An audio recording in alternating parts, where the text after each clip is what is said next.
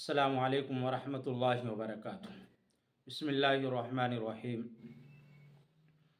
आज मैं एक वाक़या जो इमाम साहब के मुताल्लिक़, एक इमाम साहब थे हैदराबाद के करीब एक फैक्ट्री में इमामत करते थे।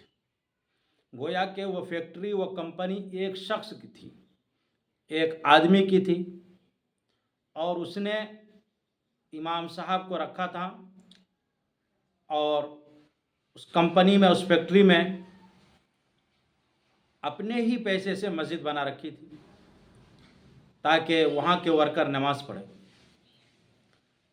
तो जो वहाँ के इमाम साहब थे, उसकी बीवी की तबीयत ख़राब हुई और इमाम साहब एक हफ़्ते की छुट्टी लेकर अपने घर गए।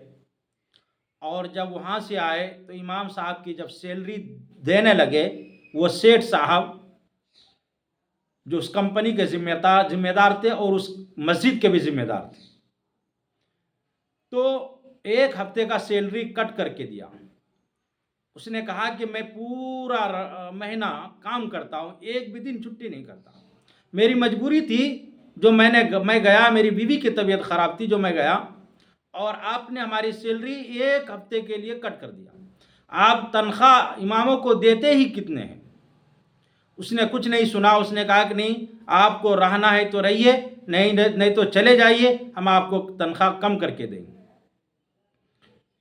इत्तिफाकन वो इमाम साहब कहते हैं कि कुछ महीनों के बाद में उसकी बेटी की शादी हुई।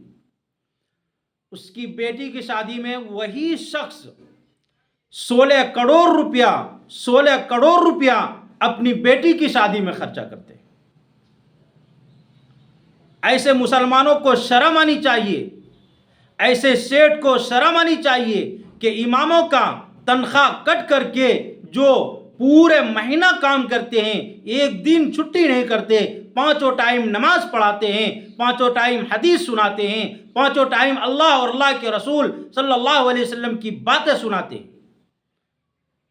और एक हफ्ता किसी मजबूरी के तहत उसकी बीवी की तबीयत खराब हुआ और गए तो आप उसकी सैलरी कट कर ली। शर्म आनी चाहिए ऐसे लोगों को जो अपनी बेटी की शादी में 16 करोड़ खर्चा करते हैं और इमामों की सैलरी कट कर लेते हैं। यह कौम कहाँ जा रही है? यह कौम बिगड़ रहा है।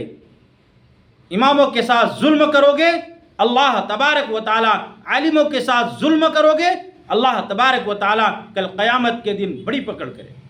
एक डिश उसका जो होगा, 16 करोड़ जो खर्चा किया, हैदराबाद की जो एक डिश होगी वो उसका एक हफ्ते की तनख्वाह का एक डिश होगा। और मैं समझता हूँ कि उसके जो खाने का डिश होगा वो एक डिश कुत्तों ने खा लिया होगा, फेंक भी दिया होगा वो, मुझे इतना यकीन है, क्योंकि ऐसे ही शादी होती है, करोड़ों रुपये खर्चा करते खाने के ऊपर।